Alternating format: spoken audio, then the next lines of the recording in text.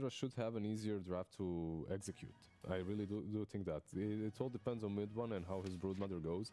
But if this man manages to get I don't know, something like a fast orchid, they can really control the map very easily. On the other side, it's not that easy. However, let's see, it's Boom, Timbersaw, it's fully in their comfort zone. The good side for Na'Vi is Razor and Timbersaw can be independent after 6 minutes, so support should be able to go mid and help enable the puck, maybe with a gank on an over-aggressive mid one. That has been his characteristic in the tournament, but in the grand picture, it feels easier for Tundra to win this game. Okay, let's see if they make a good start to this lower brackets. It's called the Reconciliation Finals or something. No, this is just a low bracket finals, and tomorrow is the next one. Let's see who's going to take game one. We're heading over to our commentary duo of Lyrical and Synneren. Thank you so much, Shiverson. We're here. We're ready for another game of Dota. Are we going to see it go the full 3 again? I mean, I'm excited for these ones because I feel like it's going to be a high-octane match. What do you think? Yeah, there's definitely the potential for some, I want to say, snowballing action in this game for both teams, really. So if that's what you mean by high-octane, I definitely agree. This doesn't strike me as the type of game that's necessarily going to be particularly close.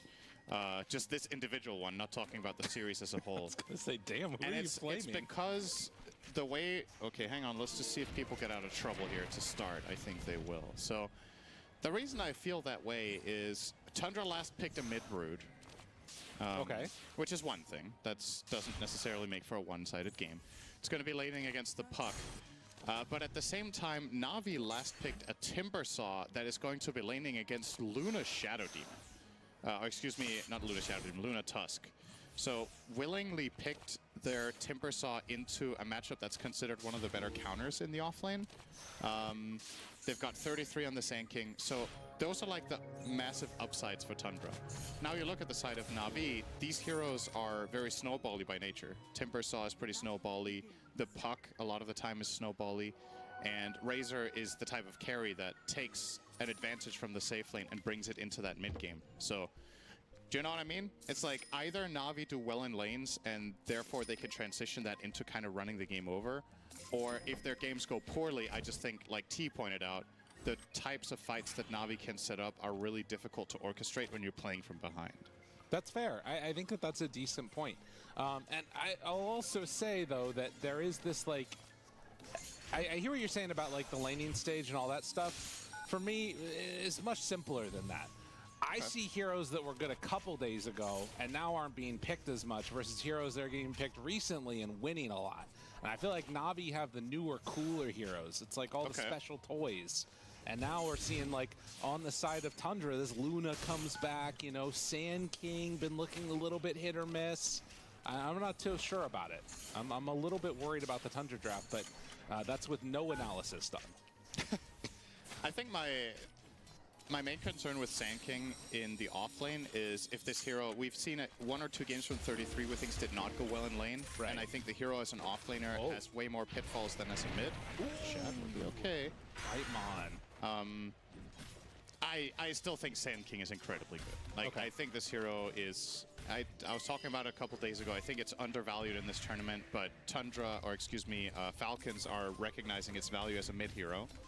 I feel like other teams should try to follow suit, but you know, there's also a matter of time constraints. Can you get comfortable with it? Do you have a player for it? Do they like it? Maybe it's a little bit more of a specialized thing in mid than I think, and it takes more practice, but... And what about, like, kind of the fall-off of Luna that we've seen over the past little bit, too? Right. Do you like, rate that? Do you think that it was just sort of a little bit of bad luck and some good answers? Like, how much are you valuing Luna right now? I think it's definitely a matter of, as you said, the tournament meta has developed a little bit, and certain carries and offlaners are gaining more prominence, such as the Razor, which, historically speaking, is a good carry against Luna. And that is obviously a big plus here for Na'Vi in this game, is that they have that counter carry to carry matchup. But yeah, it's a lot about the pieces around it, as always when it comes to these carry matchups. And the other thing is, if you look across Na'Vi's lineup, we've cast a couple of games now with Naga, and it's been really good in certain situations. Puppey has been looking great on it, but it doesn't really have that, you know, Song Wombo combo in this game. There isn't like, okay, they're going to Song into Wukong's command like we saw earlier. Song RP, Song black hole, it's a little bit less obvious how Na'Vi are going to, even if they have a bit of an advantage, it's a little less obvious for me to see how exactly all the pieces come together. But I'm sure they're going to show us soon. Whitemon will get this healing Lotus bot, so both Lotuses going the way of Tundra. I guess to me it feels more like that way that we've seen Naga sometimes get played, which is to reset the fight. You know, Sand King goes in, epicenter, Song, heal, and then either, you know, Tundra have to run away or something else ends up happening there. The disengage option is always going to be good. Yeah. That's something Naga will always bring to the table. But I'm a bigger fan of Naga personally when the offensive play is also a real threat. Okay. It just gives you more options in the game, right? Big damage here for 33. 4 stacks of poison. Can he get it? Looking for the 5th. Okay. Easy peasy for Saksa. And this is one of the biggest quality of life changes that Sand King ever got, was the stun range on Burrow Strike level 1. This spell used to be so bad. Yeah. But we've reached a point now where Sand Kings, because of the cast range on level 1, can actually reliably land a Burrow Strike in the laning stage and therefore can prioritize other skills. And obviously the hero also got Stinger at some point, so that's good news here for the side of Tundra. This is a lane that Secret were probably expecting a win in, but now already 33 with that first blood. 20 on the wand as well. Let's see if he wants to go for some more aggression here. Saksa 3 stacks of poison. Playing it very far forward. Can keep trying to hit both Puppey and Yuragi at the same time. And at least as far as the laning stage goes, it doesn't look like we're having a similar type of like shutout like we had in the last series. As mid one has 10 stick charges, pops him now, turns, ready to battle. But is he biting off more than he can chew? BZM still chasing through the trees. 21 HP is the call, and I mean, he is completely getting zoned off the lane. At 33, stick backs out. Yep, this is a big deal though. If BZM can handily win this mid lane, that definitely makes a very big difference here. 33, disrupted, dodges the plasma field, turn, Burrow Strike, hit. It's not enough. Yuragi though might go down to Saksa. Yes, they have enough there to get the kill. As Tusk gonna be the next victim. That evens us out at 2 kills apiece. Yeah, overall I think Na'Vi should be pretty content here. The fact that Timber is doing this well in this lane against the Luna, the fact that you're winning mid on the Puck against the Brood. And yeah, top could have been better. It's a little bit of a mess perhaps, but it's not, you know, you're not struggling on Razor. It's just, you could have probably been winning the lane a little bit more, but overall, it's quite good for them. And I think that was just a 3 stack that got taken by the Sand King. So buying enough time to get back there and make those buildups of gold ready. Zayat's gonna hit the root now onto Whitemon. Trading hits, walks through another one. Decides doesn't want to go for any more. Yeah, now it's Sand King that's sitting top of the charts. He walks back up again and walks back down again. Okay. All right, getting his cardio in, Whitemon, on the Tusk. It's always good after some drinking. It can help take off the edge. So that is the value that you get. Oh my God, you're joking. That's not good. That's not good. That doesn't feel good. Oh, if BZM would have also... Okay. They're fine. Everything's fine. Don't worry. I can't believe it. Don't That you is worry. like the slowest setup for a coil you can have. It's a full reel-in. Whitemon gets the snowball off. Oh, and he gets the Wisdom Rune though by Zayats. Nicely played. So Whitemon going to die for that one. I thought with the snowball he'd be fine. He blocks him off, but no. And actually loses the TP too. In the meantime, 33 able to get that Wisdom Rune. Puppey ends up going down. So they trade wisdoms overall, and yeah. Both supports die trying to steal it, so nothing really to write home about in that instance. But yeah, that failed kill on the Brood could actually end up being really important here. And I know I'm harping on it a little bit, and it's kind of funny because, you know, it's such an easy spell to land and they somehow miss it. But considering how BZM was doing in this game, you're going to see the replay of it here. So full reel in. That's... He tried to get it at like the max range where it would snap while It's he's just under completely tower. unnecessary, right? It just needs to hit. I It'd think be it's cool, a kill if he though. just puts it down literally anywhere. But That's true. unfortunate. They might get their revenge now, though. Good disruption, but BZM has coil again, and this time surely. He's warmed up. He's ready. He drops All the right. coil. Life stealing off Drinking of buddies? the creeps. Snowball? No. Living. Mid. Don't tell me. This is why you got a coil my under God, tower. And BZM might die. He doesn't. You got a coil under Oh tower, my Cinderin. How God, dare dude. you flame him? This is insane. Okay, so this one was just way better, okay? So Tundra played that clutch. The previous one, different Shad. story. That one was just really nice defensive play from the Tundra supports. And it is going to come at a price. They will lose their Luna bottom as Uragi rotates over and kills him together with Boom. But my goodness. It's also just one of those mental things now, right? Yeah. You feel like you've missed 2 kills on the Brood. He's never going to coil the Brood again. And arguably this one wasn't a missed kill. This was just super close and clutch. Yeah. But it's the snowball effect. If they would have killed him the first time around, this whole thing wouldn't have happened, right? Yeah, And absolutely. that's... Wow. That was clutch. And Mid One, as a result, is now 2nd in net worth. Disruption, can you make him think it's not the real one? Nope. Very much reveals it there, but with 33 moving in, is it enough to save a friend? Soxa tries to back away. They don't quite hit with the plasma field. And it is just going to be a dead Shadow Demon. 33 is level 9. Yeah. He is super big. I mean, he just keeps clearing out those stacks. Like, there's no contention coming in from Na'Vi. Look, he's going to take another one here. I mean, this is the value of playing with the Shadow Demon. This is an insanely farmed offlane sinking, and I think now I can say with quite a lot of confidence the concerns that I had for this hero. I'm like, I think this hero is amazing, okay? Yeah. And we see it when we see it played mid by an expert, it looks great. Offlane, sometimes hit or miss. It's already a hit. I think 33 cannot possibly have a bad game now.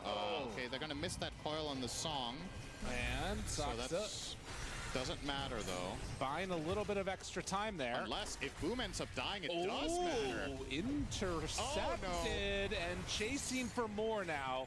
Puppey gonna be the one hit and killed. A very back and forth run at you game. 14 kills in just 10 minutes. We saw some Brood Spiders denying a regen rune too, which maybe would have given BZM the comfort and willingness to run into that battle. But Shad is going to come in and take these stacks. So on the one side, you have Sand King clearing out the other stacks, and now Luna comes in. Zayats. How They about drinking Drinking also buddies cleans zero chase. stacks? Burrow Strike dead. Another one bites the dust. Na'Vi just cannot handle the pressure coming at them from Tundra. 33 is getting a 12-minute Bloodstone. Oh my god. He is mega farmed in this game. He's going to put it to use. They're putting pressure on mid. And now with a couple of things that have transpired in mid that failed for Na'Vi, mid one's going to get a fast Orchid, and that spells major trouble for BZM as well. So again, the snowball effect of all the things that add up will create problems that Na'Vi have to solve that maybe they would have had to solve 2 or 3 minutes later. And it might not sound like the biggest of deals, but you look at the type of lineup Tundra has, and there's the potential that the map just disappears. Yeah. Like, Brood gets aggressive, the Sand King gets aggressive with the Bloodstone, and Na'Vi will be playing defense for the foreseeable future if they don't succeed in this move right now, and they're trying for it. I mean, this Puppey kill will on the lead the 34 would charge. be huge. I don't think that they're going to be able to get it, though. Although with BZM moving in, they get the coil down. Now trying to go in with the epicenter. Silence is out. That's good. This is a really important kill for them to get. 33 is walking away. Disruption. Soxa saves him. The Terrorize is out. 33 has to die. And he is going to be brought down. Oh, man, that was so close to just unmitigated disaster.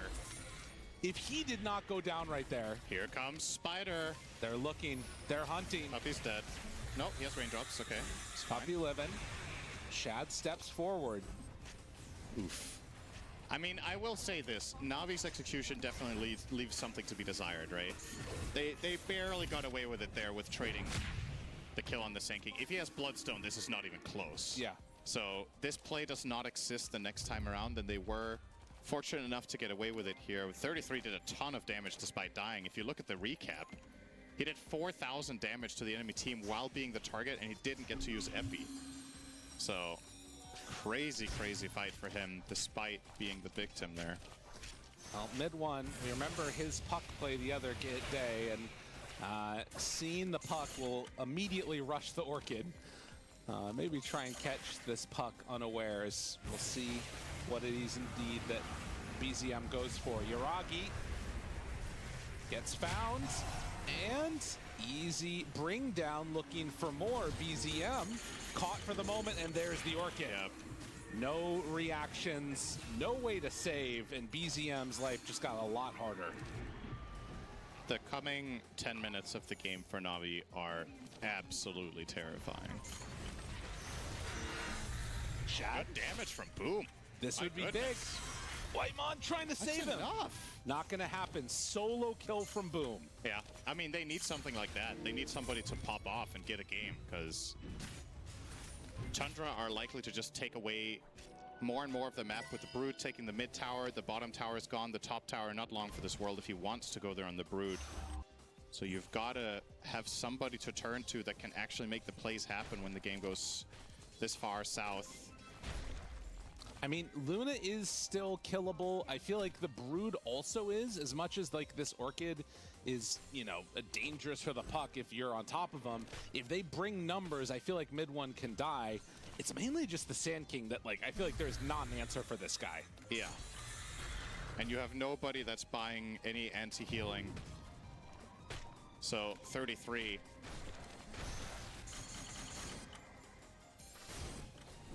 What are they going to do about him? He's going Dagger next. There was also the option to buy Euls this game. You are playing against Puck. You are playing against Willow. Of course, a way of... mainly those two, I suppose. This feels like it has to be a window where you take a fight now. You've got Pipe done on Timbersaw. A lot of magic damage coming from Tundra. Will they decide to make some type of aggressive play together? Yuragi down in the death zone.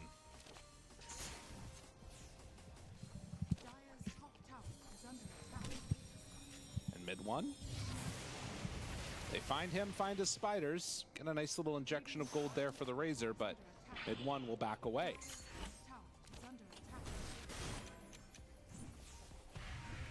I mean, it doesn't look like they actually want to try and take a fight. Maybe it is just too hard into the lineup that Tundra have at this point. Yeah, it's a struggle. The Pipe of Timber definitely helps if they can set it up somehow, but just as much as it's, okay, hang on, maybe mid one. Coil there. Damage. It's about to wear off. Longer and hit some creeps. Boom, not there at the same time, and no Razor means no chance for a kill.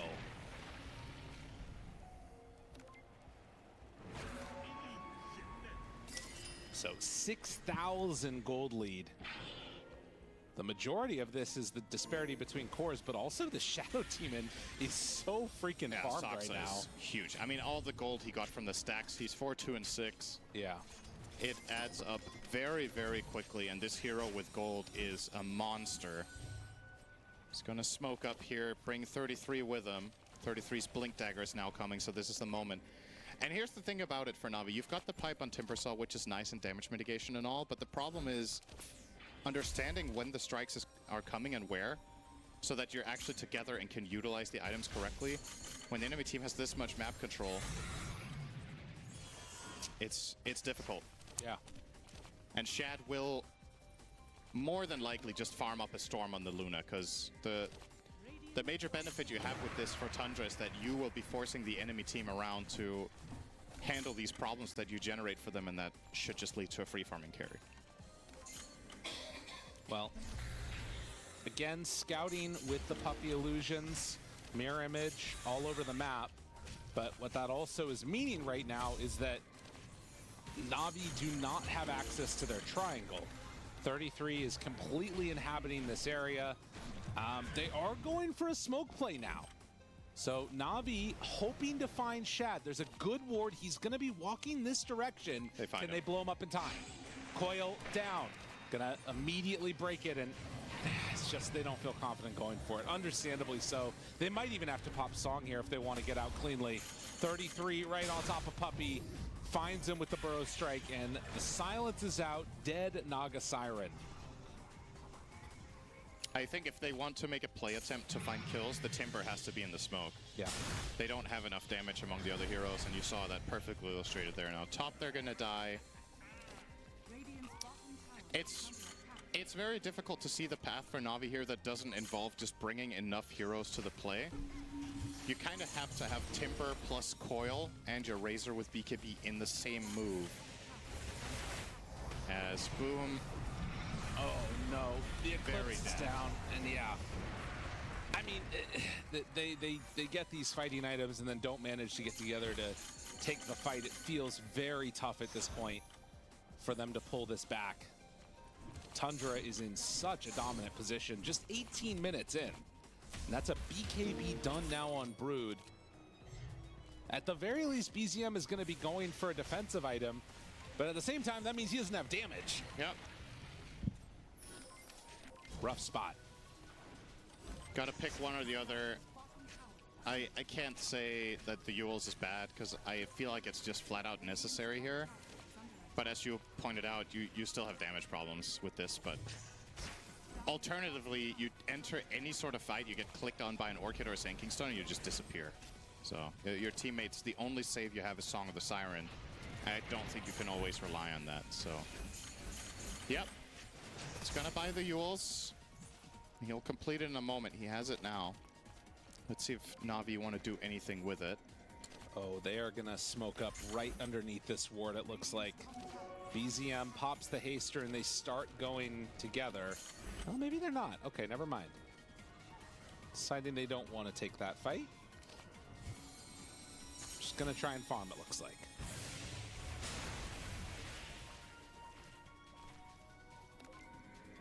The other side, however, Tundra.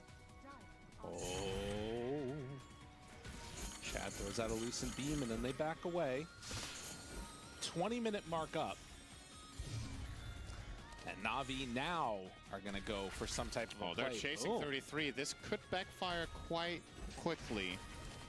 They have 3 heroes smoked behind. Maybe Boom is trying to bait them in here. Yuragi walks up the hill. Immediately Burrow struck down to half HP. Finally pops BKB. He's just dead. Boom. Nowhere left to go. This is not good, Cinder. Yeah, full-on travesty here. Yeah. Puppey will get out, but this was your one move where you had your pipe on Timber and your BKB on Razor, and those 2 heroes died, and you got nothing off. Tundra, unless they really slip up, should just control the vast majority of the map now. Probably going to steal the Tormentor as well to add insult to injury. They'll get both Wisdom runes as well. Yeah, I mean, Na'Vi completely feeling out of agency in this game.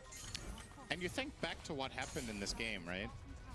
It's just mistakes, really. Yeah. And that's surprising to see because Na'Vi earlier today looked very solid. And they've had some of the most one-sided games of the tournament. Oh, Zayat actually did get the Wisdom. It's going to cost him his life, though, but... Hey, that's Nice something thing that about went well. Yep. They've just misexecuted. Sometimes things just go wrong. It's like 2 or 3 executions in a row that fail. The kills mid on the Brood really mean a lot for the flow of the game. Like, that's what mid Brood is in a nutshell. If you slow that hero down, it can lose its pacing. If you fail, it will take over way too much space on the map. And in the meantime, they managed to farm tons of stacks for their Sand King. So effectively for Tundra, kind of everything went according to plan, with the exception of their bot lane, ironically. Where things could have probably gone a bit better against the Timber Willow. But the rest of this game looking very nice for them. They will back out of the pit, assuming that Na'Vi will try to contest them here. They saw them run down south on that ward. Yeah, and 33 isn't there and doesn't have TP, so they have to wait for him to connect. And he will go to the gate. The illusions come through, respecting the song. Saksa being hit. Now smoke up with a couple heroes, and they're going to not smoke the Shadow Demon. Let the illusions hit him in the face. Now, Zayat sees it. Courier dead. That had Hurricane Pike. Maybe something brewing here. Is there a good fight opportunity for them? BKB used from Yuragi and mid 1, also onto 33. Still waiting. Song of the Siren is there. Yuragi living through this for a moment. Still a ton of damage being done by 33. They managed to get the TP out on Razor, but now the rest of the team is caught, and yeah, there's nothing good going on here. Triple kill for Shad. And now Roche free to take. Yeah. It's a kind of similar story to the previous fight for the Razor. This time around, he gets BKB off and links the Brood, but Brood just runs over a cliff, comes back in, and they have to Song disengage immediately because Yuragi's out of steam in the fight after 5 seconds. And this time they also got off the pipe. You're going to see the replay here. So they save Zayats to start, which looks kind of promising. Mid 1, forcing out the link on him, running away. And now he comes back in with Insatiable Hunger, and Yuragi's fight's lost. He's Demonic Purged. It's a nice disengage here. It's a good song from Puppey, but when the only highlights you have in the fights is that you TP out 2 heroes and everybody else dies, that's not exactly a highlight, is it? Well, it's all relative, Yeah. you know. Terrorize. Okay. Mid 1, Coil. Oh, but he's running down. Oh, no. That hurts. Get up the Yules. Living for the moment, living on a prayer. Yuragi runs in, disruption there. Backs out a bit more, Burrow Strike to the low ground. Okay. Na'Vi would have loved to get something there, but Na'Vi do survive. But in the meantime, Shad is just solo free farming top, pushing the lane out. Na'Vi had to bring all 5 heroes there, use Coil, Pipe, and Eye of the Storm. And they got nothing to show for it. They're in a tough situation. I mean, the game is what it is. Like, sometimes this just happens. Yeah. And it kind of is just that difficult to string anything together when the enemy team has this huge of a lead minute 20 with the lineup they have. But that doesn't mean that Na'Vi should stop trying. I think the only way back into this game is to keep going for these moves and hoping that you land. Hoping that the enemy team gets caught off guard. Maybe Shadow Demon isn't there in clutch in the right time. Whatever it is. However, as it looks, the successful moves Yeah, that one hurts. are from the other side as Boom gets caught out. Look, they have a Timbersaw illusion. Yep. Looking at it right now. It's pretty cool. Now they have a pipe. That's not how it works. That's a strong looking timber right there. Yeah. Well, off to the side, BZM finds Whitemon. Or, nope, doesn't quite. It's fine. Was hoping that they could find and kill off that Tusk, but no such luck. Shad is feeling so confident he's farming in front of the enemy tier 3 bot on the Luna Yeah. with no teammates around. Just enough information top that there's 1 or 2 heroes, and then he knows that Na'Vi realistically can't make a move on him. Oh. Speaking of making a move, mid-one, Oh, God. Oh, no. BZM. BZM living? For now. BZM living. Purge. BZM in a little bit of trouble now. They Nice do timing. manage to get out of there for a moment. Now Blinks down. Got him, Orchid. Dual Scepter. Space created right now, Cinderin. Oh, he did. Okay. He couldn't have played it any better, though. Yeah. Aside from not getting caught. But after they opened on him, he pressed all his buttons the best he could, I think. It's just not... It's not happening. Tundra, 21,000 gold lead. The most one-sided game of today, I think. But... Oh, no. That's... Sorry. Puppey's on Na'Vi. All right. Yeah, that's another Shad one. getting a 322 gold bounty for that one. Very strong. Let's see if they think about high ground now on the side of Tundra. All right, they're going in for... Oh, they're thinking about it. Now, if they go high ground, we have seen teams lose pretty big advantages there before. Hitting tier 4 towers, tier 3 towers, 33 taking a lot of damage. 33 walks away. The Philippines are instead the ones that are going to take a lot of damage. Shad will not be stunned. He has Konda already. Na'Vi is Eating them alive from range. losing their base. It is going down. Buildings are no longer there. Shad took them all. Epicenter. 33 is at like no HP and still just not afraid. Shad has Aegis for another 40 seconds. Yeah, he Will wants get to use it. stunned. Wait a minute now. Oh. Disruption, walk away, and they got him. Can they do it again? He does not have BKB. Hold your horses, Cinderin. I'm holding my horses really hard right now. It's too much information. And Navi up on the high ground, ready to jump. Okay. 33. They're going in. Burrow strike. Oh, and that's trouble. That is a Dark Willow dead. Boom down to half HP already. Yuragi BKB has to run away now. And BZM gets one Conda hit, starts to fall. The Glaives, they are a-flying, and Navi, they are a-dying. Puppey dying while singing. A very romantic idea, as that is going to be a tier 3 tower close to dead. They did lose the Tusk, though. Jumps in, Burrow strike, gone. Triple kill for mid one. He wants a rampage, but they're going to call GG. As Navi, they really did not stand a chance in this one. Yeah, that just did not go well. I think the summary of this game is Navi attempt a couple of moves in the early mid game. They're unsuccessful. Tundra counterplay them. Tundra already has, on paper, some favorable lanes, I would say. Especially with the Sand King getting that big. And you fast forward to 15-20 minutes in, and Tundra have top 3 net worths. They're ahead by 8k gold. And they kind of just coast this one to a victory with their Brood. When you have a mid Brood like this and you have such a big advantage, counterplaying that is exceptionally difficult with the type of lineup Navi has. And that's what I was talking about pregame. This is very likely going to be one-sided. Because either Navi comes out swinging in the lanes, do really well, and prevent this from happening, or they either slip up or Tundra take the initiative and get momentum on the map, and then they kind of just run them over. And that was version 2 that we got.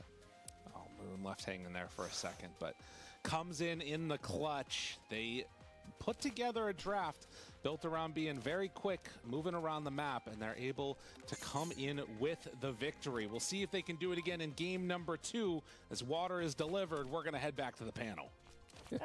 Winning makes you thirsty. Tundra took this game very convincingly, very controlled, very steadily, and they did not allow Navi to make many plays. We're going to break it all down here before we get into the second game of this best of 3 series.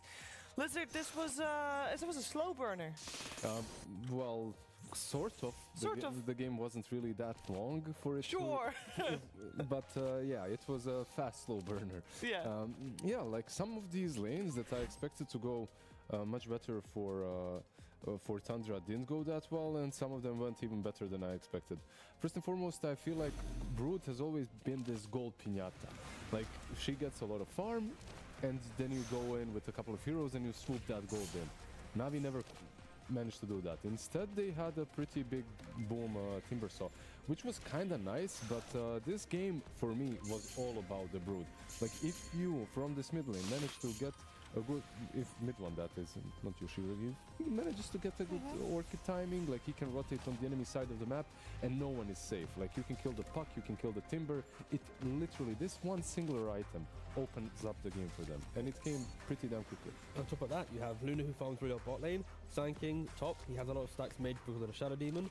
So not only do you have Brood taking over the early game map presence, then like Shad, we said he has a bit more of a farming core. In this game, because of how well Brood lanes went, he was happily at minute 12 or so, running around the enemy jungle, joining in, 33 securing his game, getting the Blink Bloodstone. Like overall, yeah, this Na'Vi, they had a must-win lane draft where they didn't win lanes, and they couldn't help fix BZM's puck. Like, this is not a puck game where you're expecting him to pop off. It's a survival game. You need to see, okay, how do we recover it maybe in one fight, 20, 30, 40 minutes? But they never were able to do it because Tundra just very slowly broke down the map and punished their draft.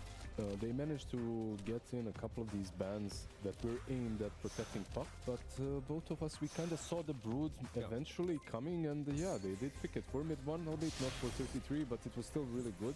And of course, with the Shadow Demon in the game, he was stacking so much that 33, even if the lane is a bit difficult, you are laning into a Razor, you will make that comeback. He just went to the triangle, he had so many stacks that he recovered instantly. I'm going to propose something to the panel. You can shut me down if you'd like, but Puck, 24 games, 41% win rate.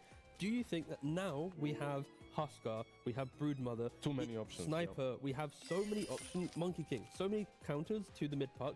Do you feel that puck's only playable if you instantly know exactly what you're playing against? Yeah, I feel like he's only playable in that situation, but he will never be played in that situation. I feel like most teams are banning him if they're going for heroes that are weak against him, because Puck is a solution and a really strong one for a lot of heroes such as Storm. However, if you're not going for a Storm, then you don't even have to ban out the Puck, and you can have yourself one of these answers that Tiga was talking about. So yeah, I'm with you on that for sure. Yeah, and Puck versus Brood did not look pretty, and there's one particular highlight that T would like to take you on Road, yeah. over. Well, Yeah.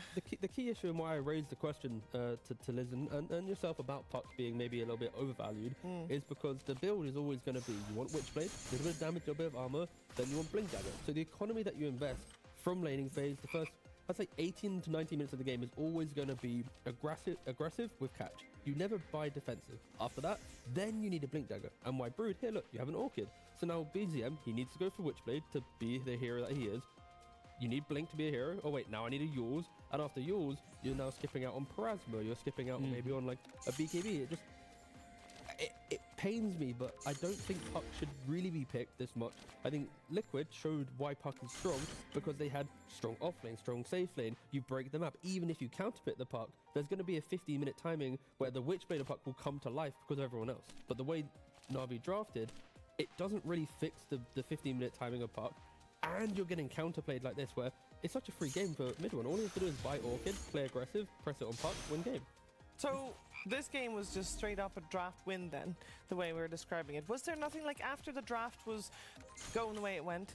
Was there nothing that Na'Vi could still do to, I don't know, itemize, prepare better for what was No, coming? there was. I wouldn't say this was only an outdraft. It was a little bit of an outdraft, but also very much an outplay as well. The way Na'Vi played wasn't anything like the way they played in the morning. A couple of their movements were pretty much telegraphed and got countered easily by Tundra. I'm not sure if there is like a big skill discrepancy, but Razor charging in, like the last game that we watched, how the teams were playing around smokes, hiding, like he did a really nice segment on it as well, how everyone hides behind the trees, breaks the smokes, checks for auras. This game, Razor head first into the fog, no vision, nothing absolutely, and that was their biggest item timing. They got the BKB Razor, they got the pipe on Timber. That's where you want to make the difference. Like even if your lanes are going poorly in a lot of the games, like you can use that as an advantage because you're getting more gold. Like if you get the pipe, the BKB, or a couple of BKBs, you can get that fight going for you. However, that fight instantly fell apart for them. Yeah, this fight didn't work. The game didn't work for Na'Vi, but they'll get another chance because game 2 coming your way soon.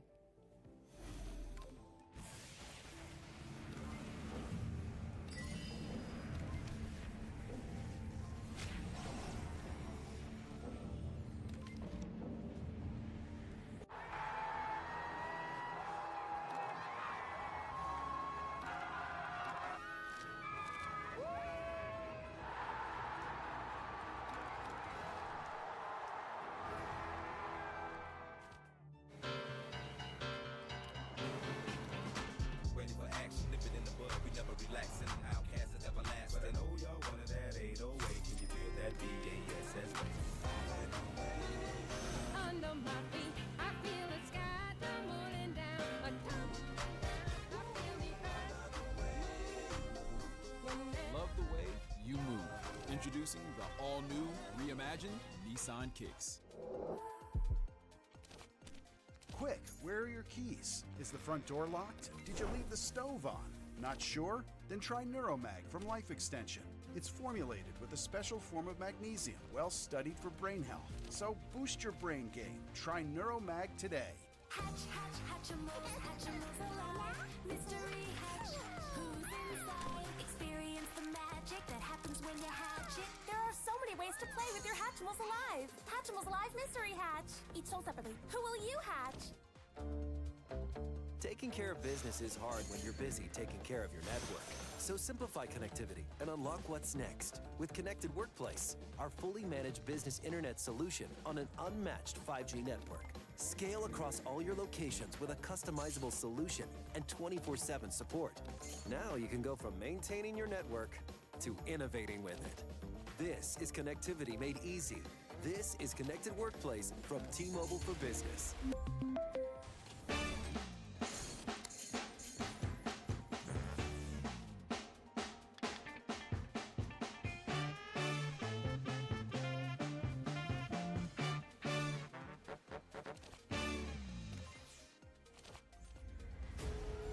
So what you're saying, there's some criminal up on the mountain with us? Anyone there? Hello? Not getting your signal very well. Thank God! We need help, please!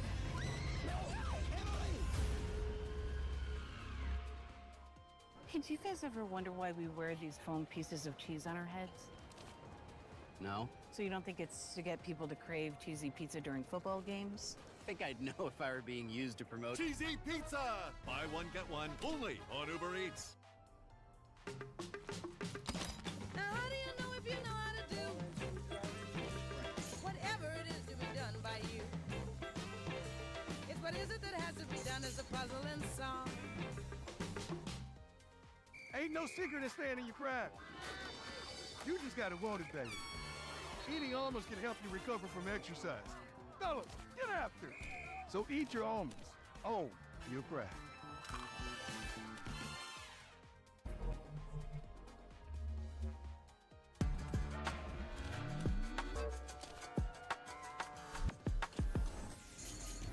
Game 2 of Na'Vi versus Tundra coming your way here for PGL Wallachia. Winner will move forward to the final day and therefore be top 3. Loser is eliminated of this series, and Na'Vi with that now on elimination point because they're one game down against Tundra. And I have a question for my panel. Tigov, we had earlier this week, we had Tundra versus Na'Vi already, and it was basically the same as game 1. I kind of felt like, I felt like the same. It was very dominant for Tundra. Is this just a difference in styles that Na'Vi is not able to overcome their scissors being paper? Ah, that's the reference. I was waiting for that one. Where is she That going was with this? where is she going with this one? But no, yeah, I would agree. I think at the moment Na'Vi is a little bit more static. I'm not saying they're nouns level, but it does feel like they need a good 10-15 minutes to connect the dots and then to break the game. And in this time, Tundra, they didn't need that time, right? It was instantly, let's go, follow the Brood. And in that series as well, they had, in the previous time, they had a Storm, right? So it's like mid-1 Storm, mid-1 Brood. If he dictates the game, it breaks open for Tundra. So if coming into the second game, I think for Na'Vi, they need to allow BZM to have a good matchup to prevent mid-1 from being active. And then you can set the motions of delaying the game to get online. But yeah, Na'Vi, they do need a little bit more time to get into the game, it feels. Yeah, Tundra's not giving them that. It's not. They aren't giving them that. And the key that you said is the matchup. I feel like who usually makes your game play out faster? Like who's the playmaker? It's your mid laner. It's BZM. This morning they had him in a really good spot in games in which he was almost uncontested and uncountered. I feel that the key to their success could be giving him a good matchup. Like don't give him a puck into a sniper, a puck into a Brood or something like that. Give him that Timber that he played this morning if it's necessary. Just pick these heroes for him, make sure that he has a good game, and then you can work around that and fit in all the pieces. And then you have to deal with, let's say you do shut down mid, Stealth 33's probably had a draft advantage because he's now, snuck his way through the draft, he's playing a Visage or something. And so I think there is a real big, like a 1-2 punch of early game mid one with the inevitable scaling of 33. They're two big problems you need to deal with, and yeah, if Na'Vi can overcome that, we might get a game 3, but we are asking for a lot, especially the track record of, 3 games now. Tundra have just deleted Na'Vi within about half an hour of play in each game. That's true. I wonder, because how Falcon solves that in some of their games if they want to set up 1 of the 2 for success. They just have a lot of overlap in heroes. Is there any hero overlap that could leave that flex potential open for Na'Vi? I just mentioned one, right? Like the Timber Saw. Like yeah. They just played it on offlane. It didn't look that great. They played it on mid lane this morning, and it looked really damn great. He was dominating ultra kills and whatnot. So overall, maybe that's the key. That's the hero. But second pick then? You're saying Na'Vi needs second pick to be able to create those flexes? Perhaps not for the Timber, but overall in general, I think so. Yes. Or they need to pick the Timber before they pick the puck, because that's what happened this time around, right? They picked the puck fairly early on. Yeah, I mean, Puck's just a weird hero for me at the moment. Like, it's time and time again, it seems to fall off It has a lot of problems that you need to face, and I like the fact that some players think about BKB quite early, but yeah, it's... Let me check actually. It lost. Oh my god, it's just losing. The last time it won was 2 days ago with Heroic, but then it's on a 6 or 7 loss streak. Yeah, so it's a lot of losses in a row. Yeah, that's a live stat for you there. Also, another thing that they should focus on is giving Yuragi something that isn't countering the enemy heroes, the enemy cores, but something that actually has a... like, when I say countering, I mean something like a Razor or a Viper or these kind of heroes that everyone hates. Give him a win condition. Like last game, he had to be active. Like you're playing this Razor. Yeah, sure, he can scale, but in a normal game, you have to be active with that sort of a pick. But then we're now already at the point where we want Yuragi to win the win condition.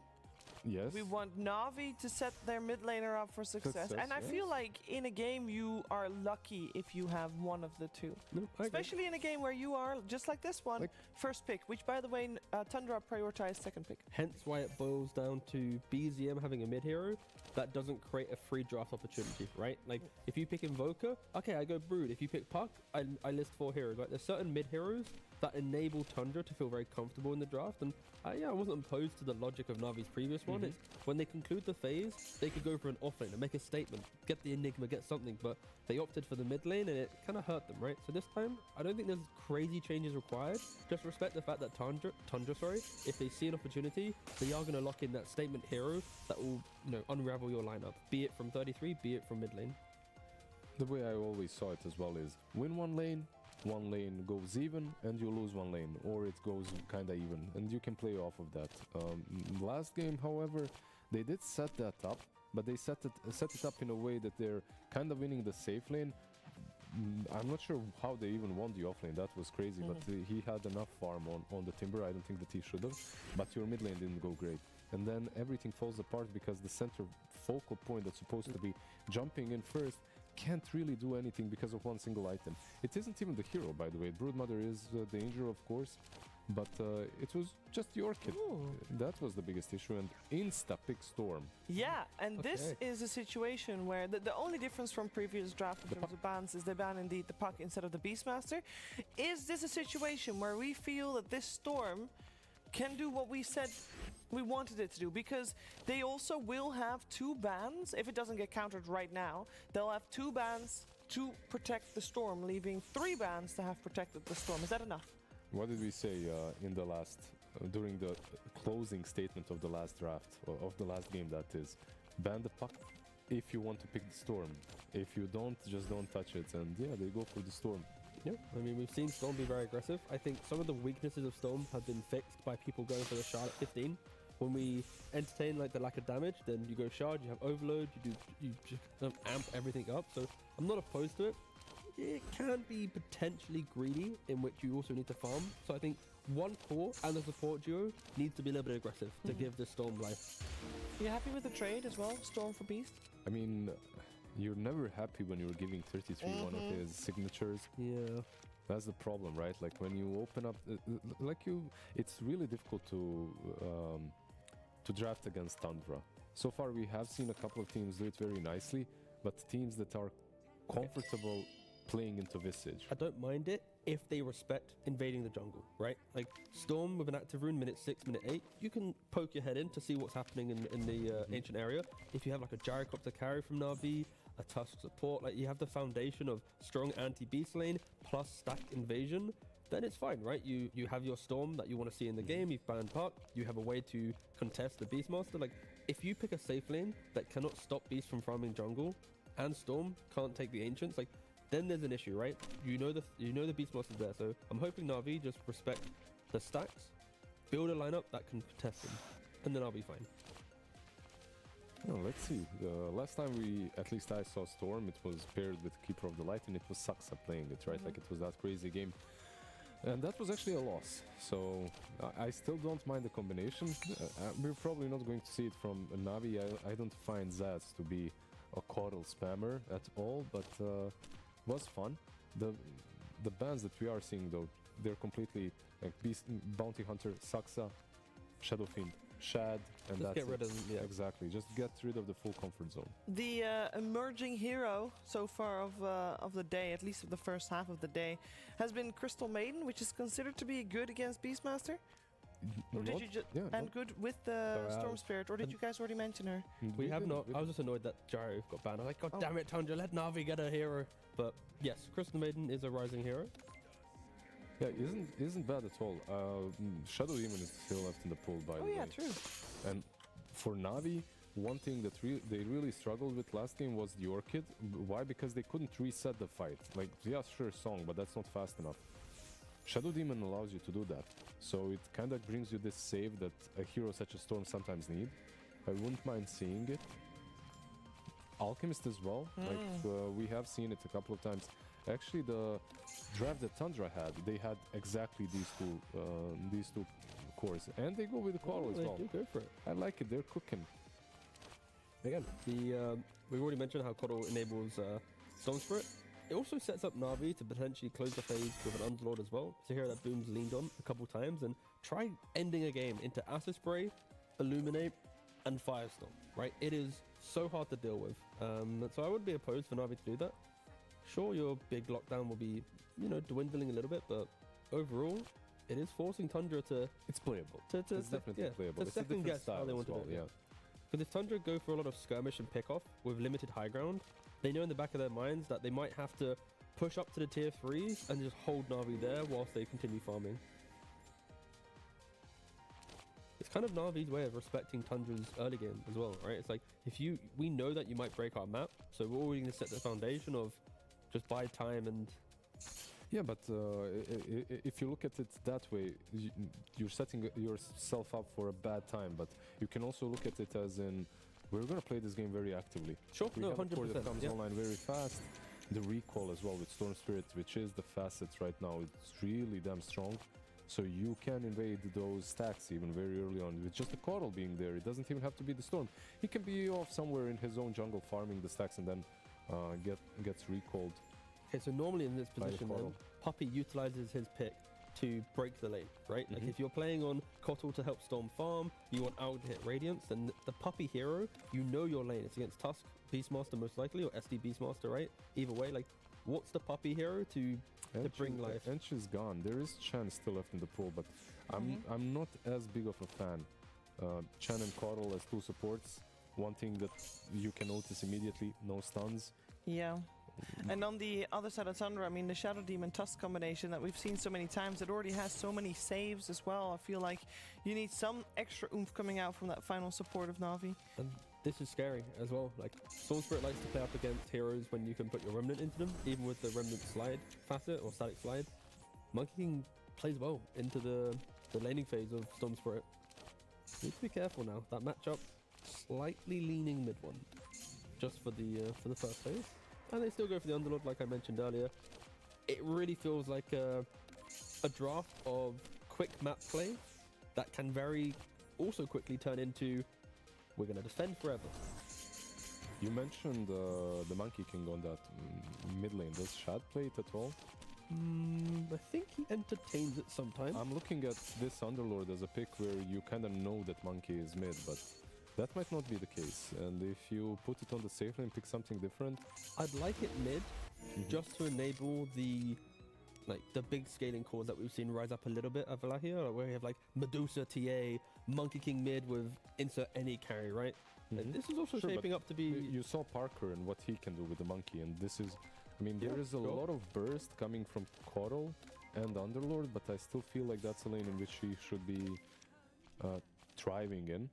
I mean, Navi are now banning out mid still with the Husker. You always have to respect it, right? It's becoming, again, another novelty of the tournament, but I think Tundra with the last pick, they'll have control. If Shad wants to play his Life Stealer or something, like, he'll eat these heroes alive, right? Once the lane, he has Rage to deal with the nuisance of Kotl Underlord. Sure, he'll still get pushed back, but eventually you will break the game on one of the unconventional picks that Shad likes to play on. It's going to be an exciting last pick from Tundra. They really just have pretty much freedom, and for Na'Vi at least, It's open, very open. it's just for Puppy them. still. Yeah. What does Puppy want to play? Well, are you sure you want to have Kotal as the Zayach hero? Because Tundra is actually banning out Force from what it looks like. That's true. No, again, Kotal could easily be the 5, right? It could, but like overall, you're losing a lot of strengths of these heroes if you're playing it on 5. It can be, of course. It has been played, but Maybe Tundra are just banning out heroes that can have catch, because they know from the hero pool left for Puppy, there's not really a 5 position that he's able to play that has the lockdown. So if, let's say, Kotal goes to 5, and catch is the key thing that Na'Vi need to fix, because right now, catch isn't great, right? You got a root, you got a storm jump. Now, I can see why they're banning out these supports, but is let's there see, a Zayas Puppy? is talking quite Oh, well they ban as out well. Lifestealer. And the Nyx is Yeah. the pick.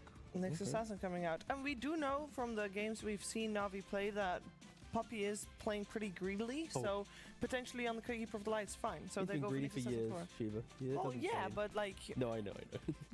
thanks. No worries. That's for calling me a dummy in the previous one. That's fair. I'll take that. I feel like playing Keeper of the Light on a 5 in this game is activating the Beastmaster a little bit as well.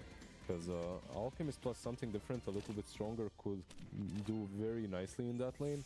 With the Keeper of the Light, it's playable, but you're not going to win that lane. You're not going there to pressure the enemy offlaner. And okay, they go with the Razor last pick. Safe lane Razor, yeah. Still a Scaling good cores. pick, right? Like still a good pick into all of these cores on the enemy side, and good into Underlord in the lane. Nyx is a hero that likes to play kind of slower lanes. You play on the small camp, you block that, you maybe hard camp or like you want to be a little bit of a conductor of the lane. When you have Tusk Razor, it's kill, kill, kill. Nyx has to hug his core, he has to protect the Underlord. The Impale needs to be used if wasted. You can kill. So I like the Razor pick just to threaten the Underlord, and again it feels like Tundra is going to be high pace, break the map. Na'Vi though, a lot of tools for survival. If they get online, very scary map play, lots of pick off. They can hold high ground really well, but Yeah, my problem is basically there. I love that they set up BZM for success and for pop-off, but Yep. the other two side lanes, I feel like the supports aren't that great. I feel like this is maybe the weakest laning stage supports that I have seen them draft so far in tandem. Okay, so but we do say that we've set up BZM for success, right? Yep. Do we feel like Yuragi is playing a win condition? Because that's another thing we said we wanted Na'Vi to do. it's an out game against multiple scaling cores, so there's going to be a mid-game window where he can pop off. But after that, of course, Alchemist in the late game, everyone else catches up with your economy, Monkey King plus Razor and a Beastmaster. It's a fragile lineup from Na'Vi, but So that would be a no. yeah, No. sure, yeah, okay, Yeah. fair enough, no. Pretty simple. Yeah, sorry. Is I there went- I anybody went else for the that will long catch answer. up? Because in terms of cores, like if this gets late, is there any doubt in who will take this? I feel like if it goes really late, I heavily favor Tundra. At the same time, like when you look at Na'Vi, they have this pop-off momentum in the mid-game with the Alchemist, with the Storm Spirit. I feel like if that shard hits nicely and fast enough, they can take over the map. Pop-off momentum. That is what Na'Vi has. Will they be able to utilize it at the right time? We'll find out. First though, it is Moon, and they're sending by with Slacks for some coach words. Absolutely. We are here with Mr. Moon. Mr. Moon, so good to have you yet again. Question off the top.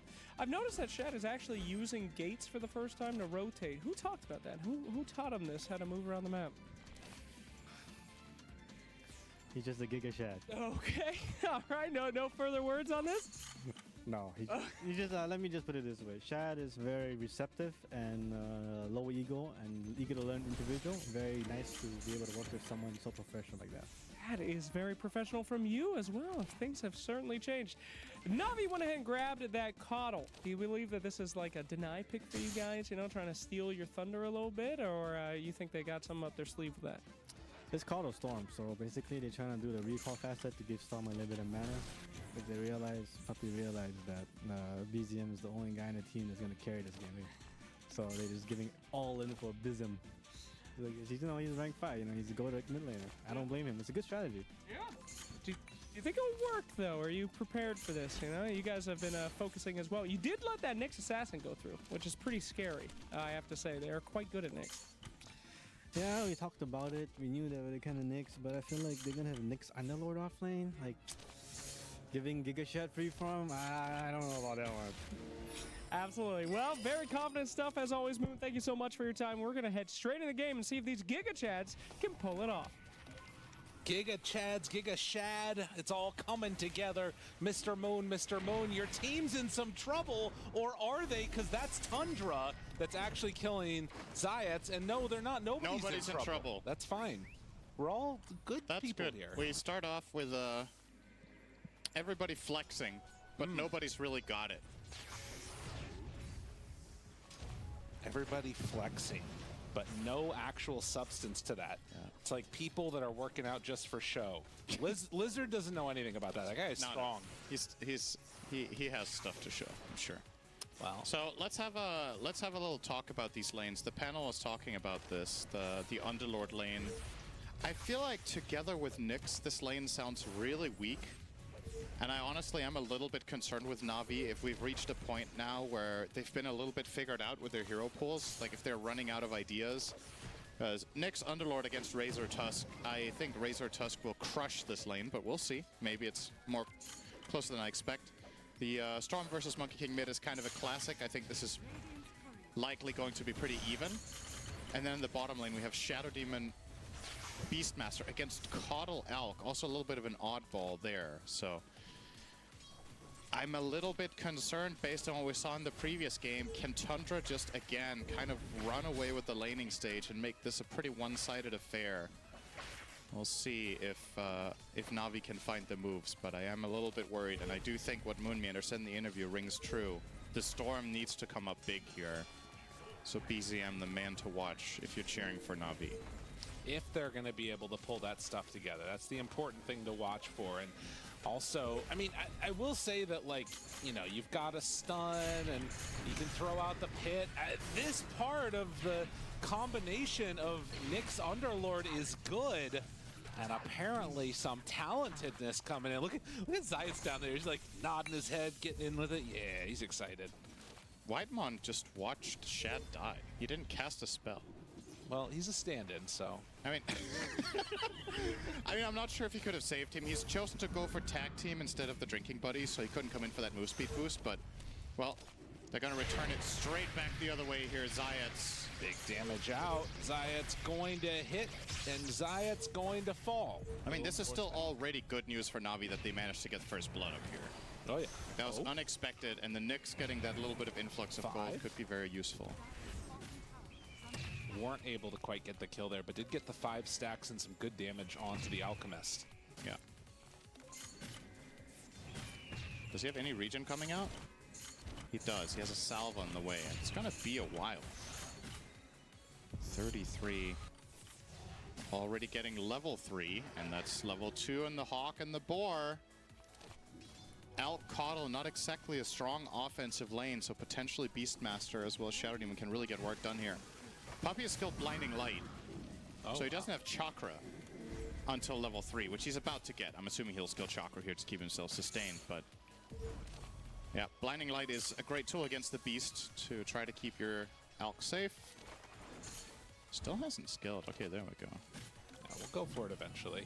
So, I mean, obviously the recall combination and, you know, all of the mana implementation will work for BZM a little bit later on. Mid 1. Looking for that last hit. Does he go for the Boundless? He needs to be careful about the glyph play. Waiting for it. Turns. There's the glyph. And now he's good. So BZM, for anybody that doesn't know what's going on right there, he needs to do damage to lifesteal. Soxa kills Puppey. And now, another attempt onto Shad. I mean, this lineup loses passively, but you can go for this all-in play. This is working so well for them, just going in like this onto the Razor. I really theoretically thought that this wasn't going to be a very difficult lane for Tundra, specifically because you're playing Razor plus melee support that even has a save. But they find these moments of opportunity where Whitemon is not in range and has nothing to snowball on to save the Razor. And it begs the question, are Tundra maybe placing their heroes a little bit incorrectly in the lane? Like, what if Tusk is just standing close to Razor? What then? Yeah.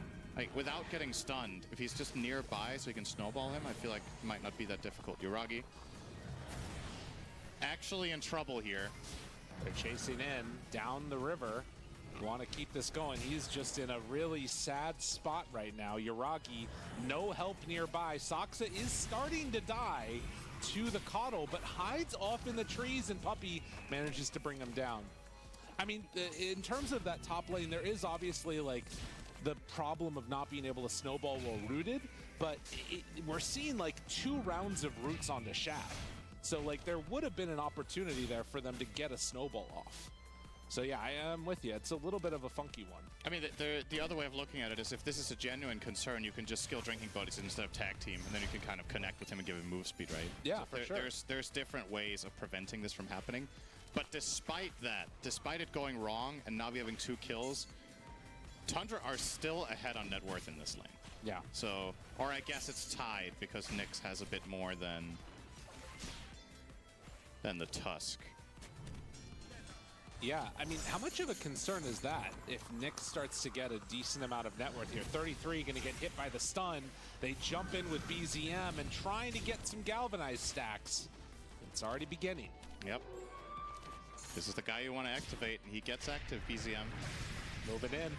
Another salvo. Shad gets hit here. He's outside of the pit, though. And that might put a stop to all of this. Oh, he's going to keep walking Boom. And Boom's going to have to TP out. And Zayt's is very tough. So they do bring down that Tusk. Or excuse me, Nyx Assassin. Mid one going to scout the stacks here. Seeing that there's a double. Not worth his time, of course. He has to go back to mid. Yeah, both mid laners getting involved. Still Tundra with the overall laning advantage. 33 already with the Helm of the Dominator. Wow. Starting to put some serious pressure onto Yuragi. We'll get his spells off here and then try again. No level 6 yet on 33 means he does not have Roar for the turnaround. And that kill happens again. Yep. And now mid one is going top again. All right. Boom. Throws out the pit. And a stun. Keeping this action going. Zayt does have a couple more punches to throw, but it's going to be another kill onto this Nyx Assassin. Yeah, both teams making the same move, but Tundra do get the 2-for-1 overall.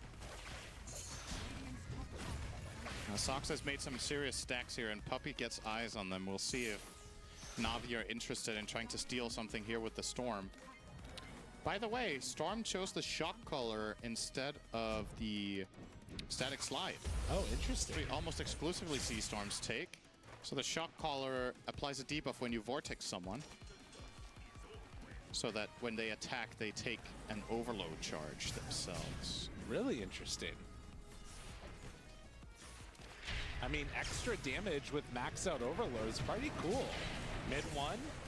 Okay. Doing some good damage there onto Boom. The snowball chase. They're immediately onto him, but now the pullback, the hit, mid one, killing himself with that overload hit, and a big stun follow-up done.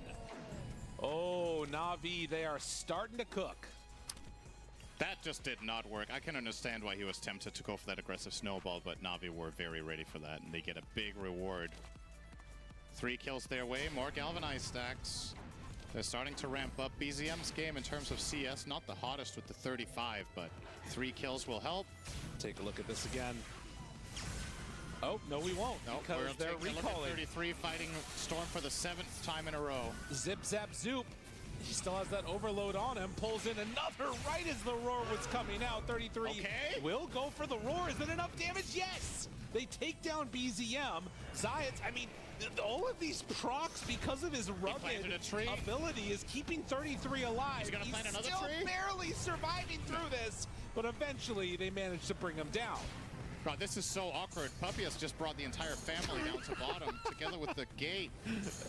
Gotta run out of there. Monkey's really good here. This is a very strange one indeed. Puppey goes down. They try to go through the gate. They can't go through the gate's gate. closing. Oh no, and Time's now mid up. one. They got him caught. Oh, Na'Vi, but wait, they come back in with BZM, the punch, while he's disrupted. Everything going wrong. Zip, zap, zoop, a boom. He's the one in a little bit of trouble, and he's getting body blocked by 33 while this is happening. Shad just tips mid one. I don't know what is going on right now. But in the end, He probably said something funny. I guess. All right, well, that was a huge win for Tundra. Shad never joined that fight, so he's just farming on Razor, and in the meantime, they're winning bot. Another punch on Whitemon's out of BZM from juice. Whitemon. Let's see if perhaps Uragi can reach here with phase boots. All right, going on to mid one. Dude, you have no mana. Oh, My mid man. one. Oh, a turn? They don't have mana, but Uragi has life. Disruption save for the moment. Mid one. No more places left to go for him. This is actually a really interesting interaction here. Let's see if Soxa gets out. He does not. Yeah. So, oh, no, and the TP cancel. So what happens here is that Storm Vortex is the Monkey King. Okay. And because of that, he places the Shock Collar on him. Yeah. Shock Collar works on Boundless Strike because it's a physical attack. So when he used the Boundless Strike to hit the Storm, he Boundless struck himself, and then he takes the Overload charge. Very strange. So I think he damaged himself like 300 there by using Boundless Strike on the Monkey King. That's a pretty niche interaction, specifically because this spell is based off of a physical attack. It's the same reason why it doesn't hit Dark Willow in Shadow Realm, despite connecting the stun. So kind of a very special interaction there. At least it looked like he took a ton of damage from the Boundless, and I don't think he damaged the Storm a single bit. So as long as whenever BZM jumps in, he Vortexes the Monkey King, then mid one actually has to hit first before he uses Boundless. He has to just do a normal swing. Yeah, that is a weird one. And you need to get used to it, and you need to realize. I don't even know if mid one has realized that it happened. I mean, the other part of it, though, for Boundless at least, is being able to have that stun, which lets everybody else come in and, like, blow up the Storm. So there could still be some value in that as well. I don't even know if the stun connected. I'm actually not sure now that you say that, if the Storm got stunned either. Because maybe the attack and the effect hits yourself, but you can't stun yourself. So it just doesn't count. I'm actually not sure about that. My brain is, like, imploding. Yeah, it's a special one. Zayats, eyes on Shad. No allies. No friends. But they are recalling people around very quickly here. Puppey bringing his teammates down. Soxa.